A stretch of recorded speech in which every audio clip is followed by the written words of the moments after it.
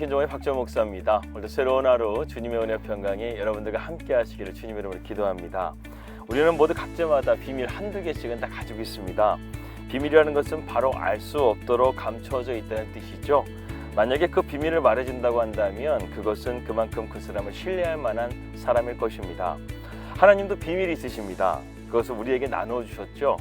오늘 그 하나님의 비밀이 무엇인지를 말씀을 통해서 함께 살펴보도록 하겠습니다. 먼저 오늘의 말씀 함께 보도록 하겠습니다.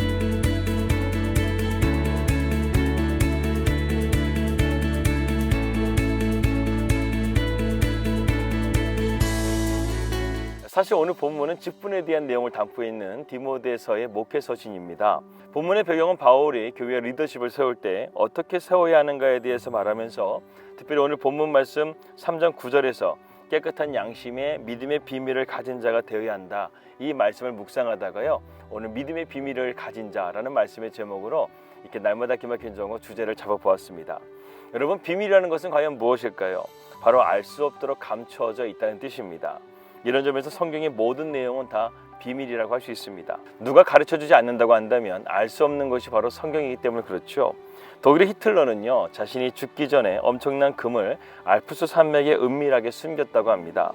아직까지도 그 금괴의 행방은 묘연하다고 합니다. 누가 가르쳐주지 않는다고 한다면 아마 그것은 절대로 찾을 수가 없을 것입니다. 반면에 성경은 누구라도 볼 수 있도록 개방되어 있습니다. 그런데 어떻게 이 성경이 비밀이 될 수 있을까요? 그것은 우리가 보기는 보아도 알지 못하고 듣기는 들어도 깨달을 수 없기 때문에 그렇습니다. 정말 그렇지 않으세요? 우리는 성경을 읽으면서요, 그 내용이 무슨 말인지 모를 때가 있습니다. 깨닫지 못할 때가 있다는 것이죠. 이것을 이사야 선지자는 이사야 6장 9절에서 이렇게 말씀하고 있습니다. 여호와께서 이르시되 가서 이 백성에게 이르기를 너희는 듣기는 들어도 깨닫지 못할 것이요 보기는 보아도 알지 못하리라 하여 라고 말씀하고 있습니다. 하나님의 말씀이 듣기는 해도 깨닫지 못하고 보기는 해도 알 수 없는 이유는 과연 무엇일까요? 그것은 하나님의 생각과 우리의 생각이 전혀 다르기 때문에 그렇습니다. 근본적으로 우리 인간은 죄성을 가진 존재로서 세상의 방식과 죄의 법을 따라 살아가는 것이 더 편하기 때문에 그렇죠. 그러나 성경은 우리가 걸어가는 길이요, 그들과 다르다고 말하고 있습니다. 죄의 길이 아니라 의의 길이요, 사망의 길이 아니라 생명의 길이요, 심판의 길이 아니라 구원의 길이 있다는 것을 우리에게 말씀해 주고 있다는 것입니다. 그래서 세상 사람들은 깨닫지를 못하는 것입니다. 성경은 한마디로 말해서 하나님은 누구신가에 대해서 말씀하고 있습니다. 따라서 우리가 성경을 바로 읽기 위해서는 먼저 하나님이 누구신지 알고 싶어하는 그런 믿음의 자세가 준비되어 있어야 된다는 것이죠. 하나님이 누구신가를 알 때 우리의 신앙은 더욱더 깊어지고 성숙한 믿음으로 나아갈 수가 있다는 것입니다. 욥을 보십시오. 자신에게 닥쳐온 고난을 그는 이해할 수가 없었습니다. 그러면서 그가 믿었던 하나님에 대해서도 흔들리기 시작했다는 것이죠. 하지만 그는 나중에서야 알았습니다. 하나님은 모든 것의 답을 아시는 하나님이라는 것이죠. 그분은 전지전능하신 하나님이라는 사실을 욥은 깨닫게 됩니다. 심지어 어둠의 권세자인 사탄까지도 그의 다스림 안에 있다는 것을 욥기의 말씀을 통해 그는 깨닫게 되었다는 것이죠. 요셉은 어떻습니까? 처음에는 요셉도 자신에게 닥쳐온 고난에 대해서 이해하지를 못했습니다. 그의 신앙은 그의 아버지 야곱의 신앙이었지 그 자신의 신앙의 고백으로 고백된 것이 아니기 때문이죠. 하지만 고난을 통해서 요셉은 하나님의 섭리가 자신과 함께하고 있다는 사실을 깨닫게 됩니다. 그러면서 그는 인생을 해석하는 능력이 생기게 되죠. 그래서 자기의 원수와들 같았던 형제들에게 뭐라고 말합니까? 창세기 50장 20절에 이렇게 말씀하고 있습니다. 당신들은 나를 해하려 하였으나 하나님은 그것을 선으로 바꾸사 오늘날 같이 많은 백성의 생명을 구원하게 하려 하심이라 말씀하고 있습니다. 이것이 바로 요셉의 진짜 신앙 고백이었다는 것이죠. 이제는 더 이상 아버지 야곱의 하나님이 아니라 나의 하나님이심을 그는 고백했다는 것입니다. 그렇습니다. 우리가 성경을 보게 되면서 하나님은 누구시고 그분을 알아가게 되는 것이 우리의 삶 가운데 가장 중요한 사실이라는 것을 우리는 배우게 됩니다. 그러나 세상 사람들에게는 이것이 허락되지 않았다는 것이죠. 그렇기 때문에 비밀이라는 것입니다. 그렇다고 한다면 성경을 통해서 하나님의 비밀이 어떻게 세상 가운데 드러나게 되었는지 그 비밀의 실체를 우리가 오늘 함께 살펴보려고 합니다. 하나님의 비밀은 언약이라는 방식을 통해서 세상에 남기셨고 또한 예수님을 보내심을 통해서 언약에 담긴 비밀을 드러내셨습니다. 그러므로 이 비밀은 바로 예수 그리스도라는 것이죠. 구약은 예수 그리스도의 그림자라고 말할 수가 있고, 그리고 신약은 그 실체이신 예수님께서 이 땅 가운데 오셔서 우리의 죄를 대속하시고 십자가에 달려 죽으심으로 우리를 죄에서 구원으로, 죽음에서 생명으로 옮겨주셨다는 것입니다. 그런데 지금까지도 이스라엘 백성들은 이것을 부인하고 있습니다.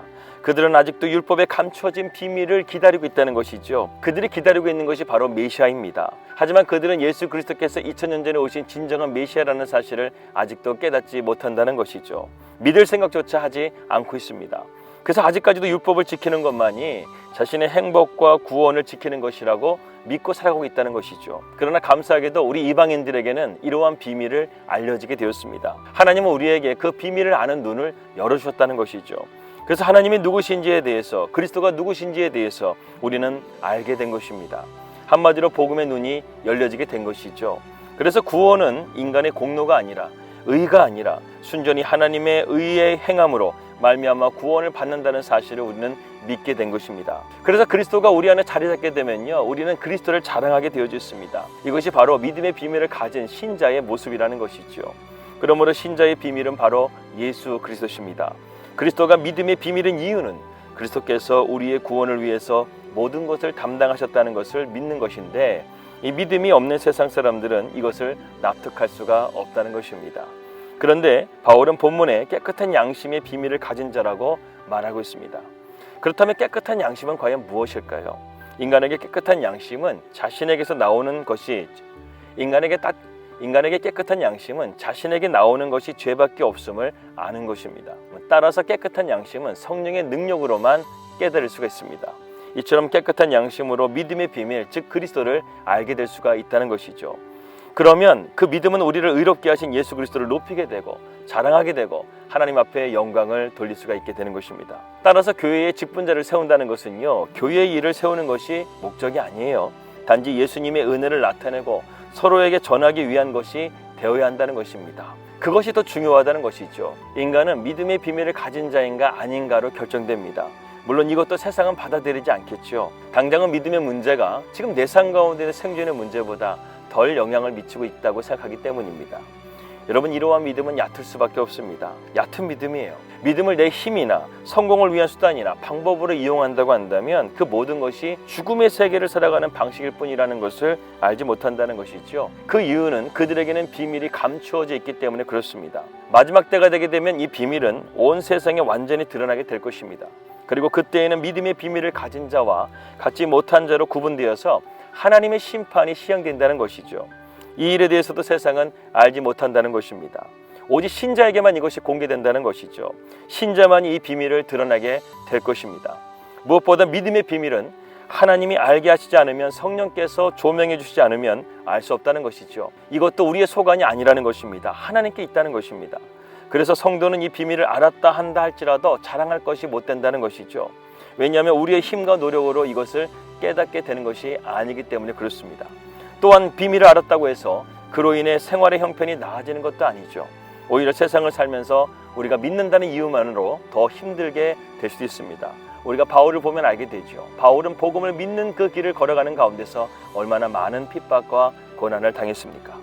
그럼에도 불구하고 우리 신자에게 드러난 비밀은 모든 것이 하나님의 뜻과 선을 이루는 길로 인도하게 된다는 것을 알게 됩니다. 그리고 우리에게 이루실 하나님의 선이 마지막 순간까지 그리스도를 알고 그리스도의 피의 은혜로 감사하는 것임을 생각한다고 한다면 믿음의 비밀을 가졌다는 그것만으로도 우리는 모든 것을 가진 자라는 결론에 도달할 수가 있다는 것이죠. 그러므로 믿음의 비밀을 가진 이 교회 공동체는요, 그 무엇으로도 어떠한 우월과 월등과 차별이 있어서는 안 된다는 것입니다. 우리가 교회에서 어떤 일을 한다 할지라도 우리가 고백할 수 있는 것은요, 우리는 죄인이라는 것입니다. 이러한 선언이 가장 우리에게 깨끗한 양심의 신앙 고백이라는 것이죠. 그리고 믿음은 우리의 힘으로 되는 것이 아니라는 것을 우리는 고백해야 된다는 것입니다. 그리고 우리는 이렇게 말해야 됩니다. 이 모든 것은 다 예수 그리스도께서 하신 것입니다. 주님이 하시면 되는 것입니다. 이렇게 고백할 수 있어야 된다는 것입니다. 말씀을 정리하겠습니다. 예수님이라는 존재는 누구나 알 수가 있습니다. 하지만 하나님이 예수님으로 말미암아 우리에게 어떤 일을 행하셨는지에 대해서는 비밀에 담겨 있습니다. 이 비밀을 아는 것이 저와 여러분들에게 허락되었지만 세상은 그렇지 않다는 것이죠. 그렇기 때문에 우리는 예수 그리스도를 나의 주 나의 하나님으로 믿었다고 한다면 그 비밀을 가진 자로서 우리는 믿음으로써 하나님께 영광을 돌리며 살아가야 되겠습니다. 그리고 이제는 비밀을 가진 우리가 하나님의 비밀로서 이 땅 가운데 빛과 소금의 역할을 감당해야 되겠습니다. 저 여러분들은 최고의 비밀을 가진 자입니다. 그 비밀이 누구시라고요? 예수 그리스도십니다. 기도하겠습니다. 하나님 아버지, 오늘 말씀을 통해서 우리에게 깨닫게 해주신 것을 감사합니다. 우리에게 최고의 비밀인 예수 그리스도를 진리 가운데 깨닫게 해주시고 믿음으로써 받아들일 수 있도록 우리에게 은혜 주신 것을 감사합니다. 우리가 이제는 이 진리이신 예수 그리스도를 증거하고 세상의 빛과 소금의 역할을 감당할 수 있는 귀한 주님의 자녀들이 될 수 있도록 인도하여 주시옵소서. 그 주님을 통해서 우리가 깨끗한 양심과 믿음의 비밀을 가진 자로서 오늘도 담대하게 살아가게 하여 주시옵소서. 예수 그리스도 이름으로 기도하였습니다. 아멘. 우리가 깨끗한 양심과 믿음의 비밀을 가진 자로서 이 땅 가운데 담대하게 그리스도의 군사로 나아가시기를 주님의 이름으로 기도합니다. 벌써 주말이네요. 평안한 주말 되시고요. 저는 다음 주 월요일에 뵙도록 하겠습니다. 우리 믿음으로 승리합시다. 할렐루야.